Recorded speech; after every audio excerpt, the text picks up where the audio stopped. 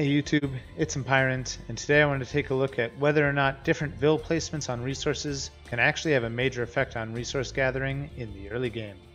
I'm choosing to primarily look at Dark Age here because beyond that you will tend to have a lot more vills on resources as well as more to focus on, and the energy required to sort vill placement out perfectly on each resource starts to increase, while the benefits of using your APM here should decrease.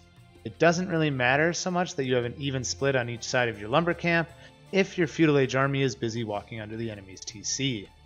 Coupled with the fact that vills tend to sort themselves out however they please after they finish their initial resource point, and looking at the early game just makes the most sense. That said, high-level players and casters often talk about the importance of having vills properly positioned on each resource, such as splitting your vills evenly between each side of your lumber camp, particularly in the early game with regards to woodlines and berries. At the same time, I'm sure we are all guilty of dropping our TC rally point onto just one tree or berry bush, letting all of our vills go to that specific point, and just letting them sort themselves out however they wish.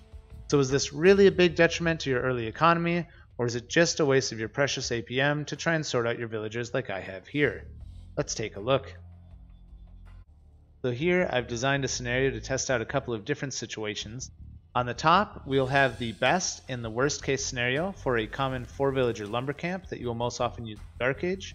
Down below, we have 2 sets of 4 villagers going to 2 separate berry bushes, with us splitting the villagers up onto each side of the mill for the first group, and sending all 4 villagers to 1 berry bush as if we just left our TC gather point on it for the second group. I'm not looking at the resources gathered here, since both groups for each test should ultimately gather the same amount.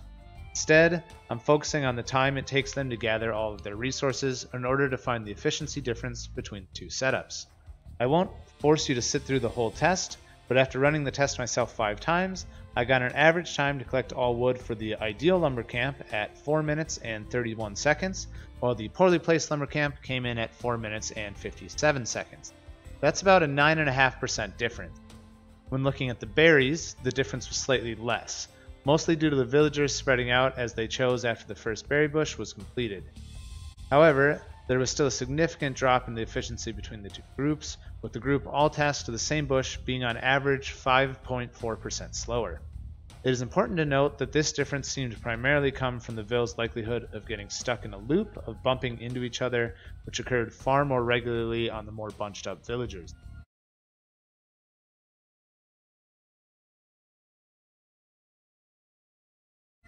On one run in which no villagers ended up getting stuck in a loop like this, the more bunched villagers were actually able to beat the supposed ideal group by 1 whole second. However, all of the other 4 test runs I did saw villagers getting stuck in a loop for at least a time from the bunched up villagers, whereas only 1 test saw such a loop happen to the split up villagers, and it lasted for far less time. This led to times where the more bunched up vills could actually be as much as 9.2% slower than their counterparts, and overall their results were far less consistent. So how significant are these findings? Well, it depends. It is certainly an overstatement to say that something this small is the difference between top players and lower elo players. However, that said, a nearly 10% difference in your wood gather rate can be the difference of having enough wood to get double bid axe and horse collar right when you hit feudal age, or having to delay the tax, which could potentially compound your resources lost. Similarly, 2 vills getting stuck on your berry bushes in a loop of bumping can be the difference of being able to click up to feudal right when you want to, or having to awkwardly force drop food to go up, especially if you're using a particularly tight build order.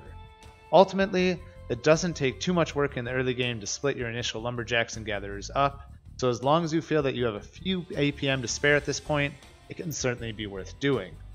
That's all for me today though. Thanks for watching everyone. If you liked this video, please give a thumbs up down below, hit that subscribe button so you can see future videos.